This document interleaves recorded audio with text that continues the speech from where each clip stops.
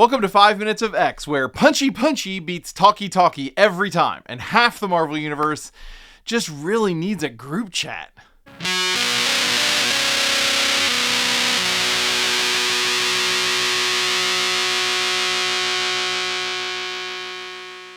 So on June 8th, 1967, two mutant-filled books dropped, as has become kind of the custom recently.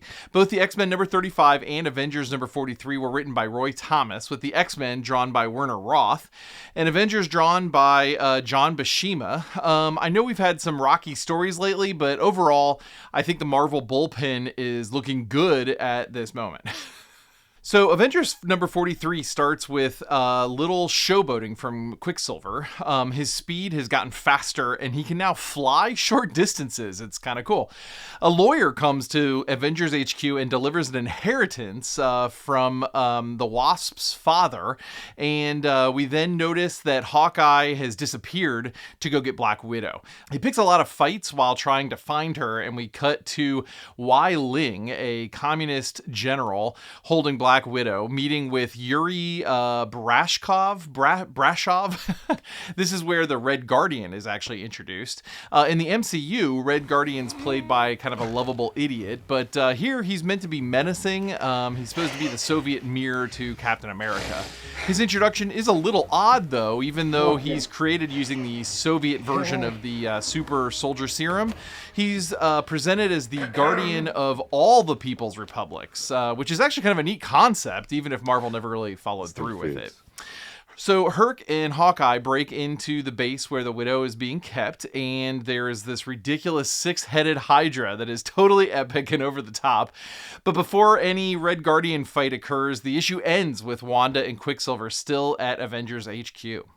Okay, so next up we have the X-Men number 35 with Spidey on the cover. We get a Banshee splash page. He's racing through the mountains of Europe seeking Factor 3. It's clear that Banshee is working with Professor X, though the X-Men don't know this. Kind of a weird situation. You would think he would at least share that piece of information with his teenage war fighters.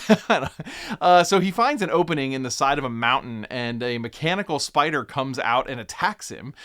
He barely makes it back to his cabin and calls the X-Men to warn them about this spider. The X-Men are at the mansion looking for clues in filing cabinets when they get the call. Banshee succeeds in sending a ticker tape message warning, "Beware of the spider." That's all he gets out before passing out and then being captured by Factor 3. We cut to Peter Parker riding his motorbike through Westchester County, taking a break from the city when a mechanical spider attacks him. He hides in a mill but is found, and there is a short battle between the mechanical spider and Peter Parker, now dressed as Spider-Man. Cerebro goes off, and it's mentioned that there's a mutant present. I want to just reiterate again that neither Spider-Man nor the mechanical monster spider are mutants, so just another failure there. Okay, so after taking down the mechanical spider, Spider-Man barely has a moment to breathe before the X-Men, minus Jean, show up. They're still thinking about the "Beware the Spider" message, and they see the city's spider-themed hero at the scene, and it leaves no room for conversation. Only punches. And fight they do. Spider-Man does legit try to defuse the situation multiple times, but the X-Men aren't ready to hear it until 8 pages later when Jean calls Cyclops' watch, and then she passes along the rest of the message from Banshee. The baddie isn't Spider-Man, but as they learn this information, there's this panel where they've like turned their backs to him and talk, and like Parker is just standing in the water angry, and the fight, like he wants the fight to continue. Beast does attempt here to apologize, but Spider-Man doesn't accept his apology, and there's another hilarious panel of the X-Men driving off in Charles's Rolls Royce, leaving Spider-Man standing in the river. We end the issue with a few panels of X-Men beauty shots and a warning about next issue's villain, Meccano. This is a good Avengers, but not good Pietro and Wanda story. We get that great couple of pages showing us Quicksilver's new speed-based powers, but then crickets for the rest of the issue. It was fun, though, just not really mutant based.